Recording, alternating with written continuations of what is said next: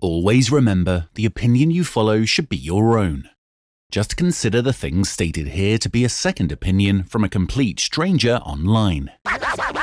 I got to tell what I feel. I got to talk about my life as I see it. What's up, Mike? Part 3. All right. Big news here. We are at midnight on the East Coast, correct? And the last thing I heard was that I'm looking at my screen right now. We got Trump wins North Carolina. So that is the first swing state to be called. And I got to tell you, if you had to ask me right now, my feeling is that this is definitely leaning towards Trump. Which, by the way, is what I said in my prediction last week. And I also said that it was going to be close, which it appears that it is. Now, I would say it's way too early to call. I don't know how you keep calling it close, bro. Well, because it's close. I mean, we've got... So right now in the Electoral College, we've got Trump at 230, Harris at 169. Mm-hmm. And there's only outstanding, let's see, we got maybe 1, 2, 3, 4, 5, 6, 7, 8, 9. Maybe this is a handful of states, 10 states left. Well, obviously the big ones, or the swing states. I'm going to stand by what I said originally. This is going to come down to two things. One is going to come down to Pennsylvania. Whoever wins Pennsylvania, I'm going to say it again. I know I've said it a million times. Whoever wins Pennsylvania is going to win the presidency, number one. And number two, it comes down to the turnout. It's coming down to, and what I've seen tonight so far, and hey, we're at midnight Eastern. So what I have seen is that the turnout for women has not been what was predicted, or not was hoped for, I think, from the Harris campaign. I think the women... Well, let me rephrase that. I don't know that they haven't turned out. They definitely haven't necessarily turned out against Trump. So it's possible that they've turned out in good numbers, but for both sides.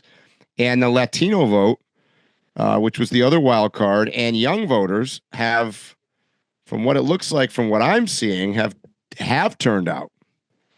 So... There is an element. I don't know if you were the one that said this earlier. No, I think my buddy Kevin actually outside said this, that it was reminding him a little bit of 2016. Do you see that? Way? Well, I think what he meant was, it was you could feel the. Here's my judge. I've been watching MSNBC all night. I judge where the election's going by Rachel Maddow's face.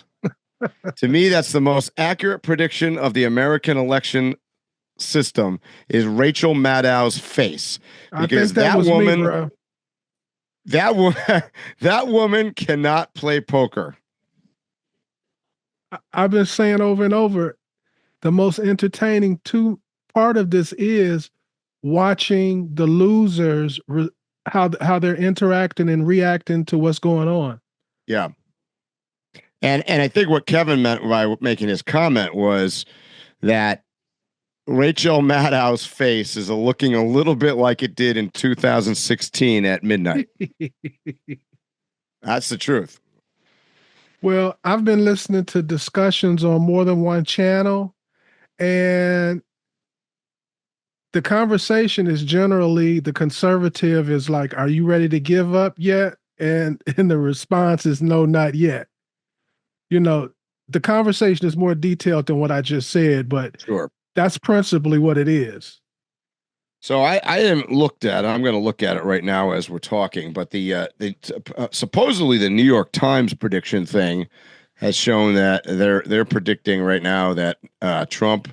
I don't subscribe to it, so I don't know if I can see it. But Brenda had it outside. You look for it, and I'm about to give you some. The New York Times is saying that Donald Trump is going to win the election. 60-something% chance. Right? Uh-huh. Brenda, what does New York Times say? What's the chance of Trump winning? I'm doing a call out. She's looking it up. Uno momento, por favor. I lost my thought. Well, so I guess what I'm saying is that there's some even in the quote left wing circles that can see some writing on the wall that this is, it may not be necessarily a loss. What's that? 86. They're saying in the New York Times, which is a liberal bastion, is saying that Donald Trump has an 86% chance of winning the election right now. I think it's higher than that, bro. 90. Sorry. Especially Correction just came through. It is now at 90%. I told you I'd make it higher. I'm just looking at the states that are left over, and I don't think she's gonna win. Well, Michigan, Wisconsin, and Minnesota. I don't think it matters, Phil. She'll win. If he wins Pennsylvania, they haven't called Georgia yet, but it certainly looks like he's going to win Georgia. So if he wins Georgia and he wins Pennsylvania, he wins. She only can win through Pennsylvania. So let me give you your flowers, bro. Ever since we've been talking about politics and the election, you've been just on Pennsylvania, on Pennsylvania, on Pennsylvania. And it's coming down to Pennsylvania. But let's be clear for everybody listening out there. And by the way, based on the amount of messages I've gotten, I'm actually shocked at how many people are listening to us tonight. And thank you very much for that. I don't even know where the heck you guys are listening to it, if it's getting out to all the things and it's being sent to the internet as effectively as it could be, but we're trying. But what I'm going to tell you is it's still, in my opinion, too close to call in Pennsylvania.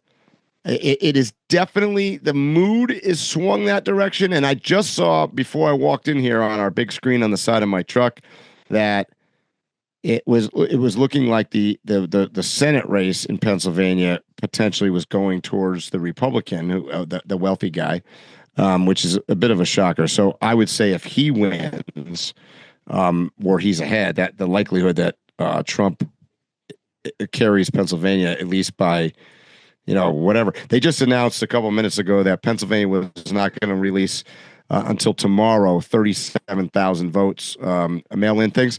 So the question I have is does that mean that it doesn't get called tonight or not? I don't know, because 37,000 votes might not be enough to make a fundamental difference. I don't know how close it is. It was a little bit wider than that the last time I checked, but we shall see.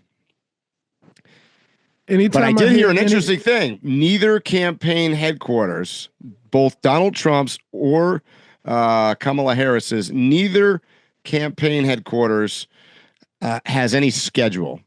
They have no itinerary. Neither one said they were going to show up tonight. So to me, that indicates that the campaigns themselves are thinking that it's tight. I don't think I've ever heard that before. Right. Yeah, weird. So I don't know. It's interesting. The reason I'm turning around is because there's some cars in the market. Everybody is attracted to the fact that I've got a 150-inch television on the side of my truck, and we're watching it here. And the Mexicans, as I said before in our earlier podcast, are pretty interested in what's going on. I don't know what the sentiment is going to be, whether if Trump or Harris wins.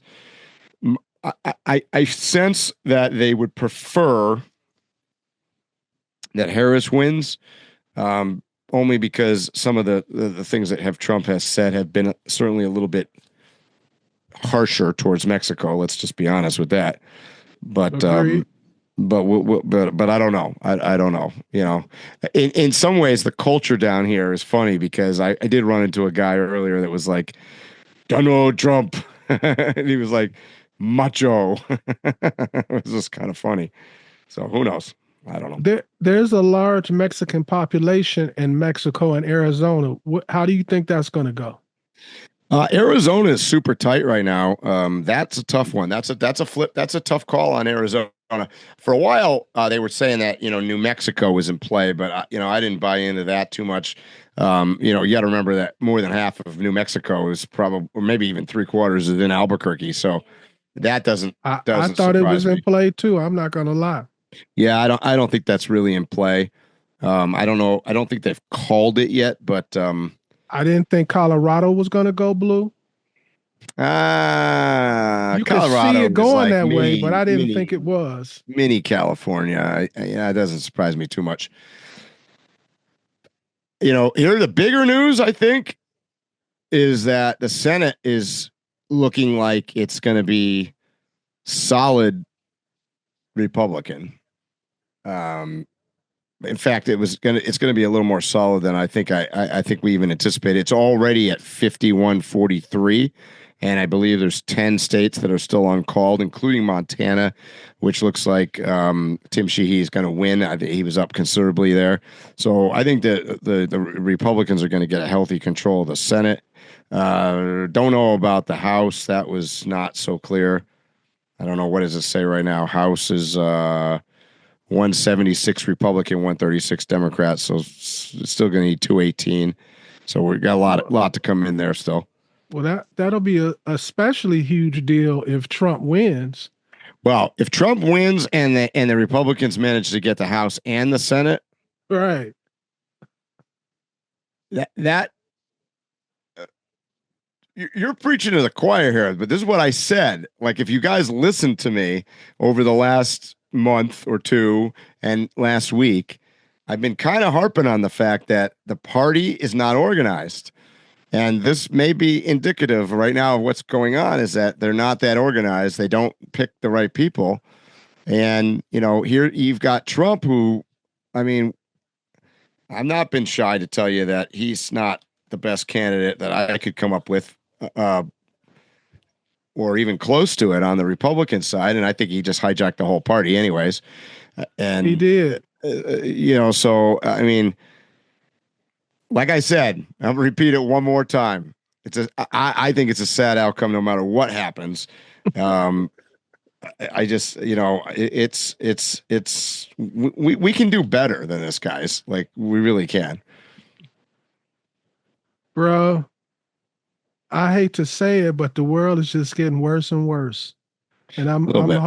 I'm hoping at least with whoever gets elected, there is some kind of stability, at least in the short term. Yeah. So right now we've got, okay, I'm looking at, this is official. We have 1, 2, 3, 4, 5, 6, 7, 8, counting Alaska. So we have 8 states that have not been called. Alaska is obviously going to Donald Trump, so let's call it 7 states. So you've got Nevada, who counts like, shout out to Nevada. Any of our listeners out there that live in Nevada, what in the actual fuck is wrong with your state? Like, I mean, how on God's green earth can it in 2024 take you that long to count? Like, I mean, do they got 2 guys working? I mean, that's pathetic. This is coming from a state that's supposed to be on math. Like, give me a break. You got casinos and shit. You can't count money. Like, right. Nevada should be removed from America. Like, like that state is completely fucked. I'm right. serious. If you go to Las Vegas, they can tell you your every single movement. Exactly. But they can't tell you who voted in an election till 47 days after that. Like, we don't even give a shit. Just don't even give us the results ever. We don't give a crap about your 6 electoral votes. Screw you. So with that said, Mike, do you think they're going to go red or they're going to go blue? Nevada? Yes. I don't even think at this point, I'm not even sure they understand what blue and red is. If you can't vote, if you can't tally votes within 3 days, you're disqualified. Like, the rest of the country should just say, forget it. Well, that's unacceptable. I'm predicting them to go red. I'm predicting Minnesota and Wisconsin to go red. So I don't know about Wisconsin. I would be more inclined to tell you that Michigan might have a chance. Oh, really? Well, Okay. I think because you've got, like I said before, you've got a Muslim population there. Um, obviously the Israel, Lebanon, Hamas, Gaza thing Yeah, is an issue, and quite frankly, it's also union. So you've got auto workers, you've got a lot of stuff going on there. excellent point. So Michigan, to me, Michigan possibly is going to go the same way that Pennsylvania does, and we don't know where that's going to go yet. So I don't know. I would say the two states that are most in play, Minnesota's going blue. I would No, say Minnesota is not going red. But Minnesota, Harris has got Minnesota. I think Trump's probably going to get Arizona. Nevada, we just threw those six out. We don't even give a shit anymore. Georgia is going to go Trump. I mean, Georgia's going Trump. I'm surprised. I'm a little surprised they haven't called that. I thought that. Pennsylvania, I don't know, but like I said, he's not. Neither one of them is winning without Pennsylvania. Right now, Georgia says Trump is up 50 to 48, 94% in. I think Georgia's going to Trump. Okay, they're making an announcement. Virginia. Pennsylvania, Trump's still up 85% in. Ooh, Michigan, Trump is up. Pretty much half is in, 52-45. Wisconsin, Trump is up right now, 77% in. I could be wrong there.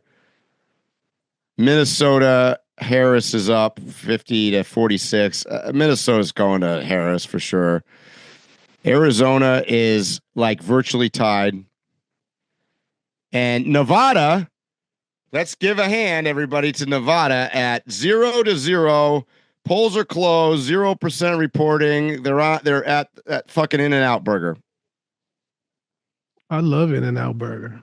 Me too, but they had one right by my house I used to go to. It might be Del Taco. I'm not sure where they're at. The three people that are counting the ballots in Nevada are at Del Taco. So, Mike, I feel like they stringing this thing out. Of course they're stringing it. Phil, if you were an anchor, okay, let's say you were Rachel Maddow, mm-hmm. and I'm not suggesting that you have anything in common with Rachel Maddow, you'd stretch it out because it's ratings, right? So, okay, let me while I'm ranting, because I love to rant. MSNBC, which I don't necessarily love their anchors or anything, but I've been watching them all night because I like their board and we got them on the big screen. And Fox News, but Fox News is the most progressive with calling election results. They seem to call them earlier than everybody else. So I'm going to give credit to Fox News for that. I can't listen to the bunch of talking heads that are on Fox News, though. Those guys are so whacked out on bullshit. I can't even listen to it. But on MSNBC, as long as Rachel Maddow is not showing her face, I'm okay. CNN, you can't even watch now because CNN has become such an irrelevant network that you have to pay to get stories on the CNN thing. If you go to CNN right now, it'll tell you you've used up your maximum amount of things. Any media company that charges for that is automatically, in my world, banned for life.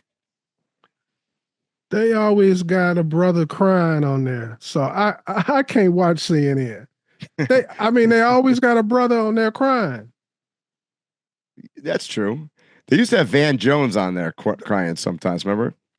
What do you mean? Remember? He did it this year. He do it all the time. Yeah, this is true. So, I'll anyways, let you slide one time we have banned CNN. There's no more CNN. And by the way, that's why their ratings. If you look at their ratings, they're at the bottom of the barrel. Like they're less people are watching them than the Cartoon Network to find out who's winning the election. Well, I just got a word from outside. New Mexico has been called for Harris. Is that correct? That's what I got. Yep, New Mexico is Harris. So, Mike, are we coming back? Oh, we're gonna come back. Don't you think we should come back? I can't leave this open-ended like this. Okay, how about we do it 2 hour gap? We'll come back at I say 2 midnight, bro. a.m. In 2 just 2 a.m. hours? 2 hours. If it's not over in 2 hours, then it's gotta be, don't you think? It's 9 now. I say midnight. That's 3 hours. I know. I mean, I'm okay with that. I'll see you at midnight. See you there, Phil. All right, guys. See you at midnight. Pacific Standard Time. All right, bro. I ain't got no time to talk to you. I got to get to work. No, get that shit up. Get that right. shit up. People are watching. All right. You have been listening to Waypoint Overland's Random Waypoints. Like, subscribe, and stay tuned for more.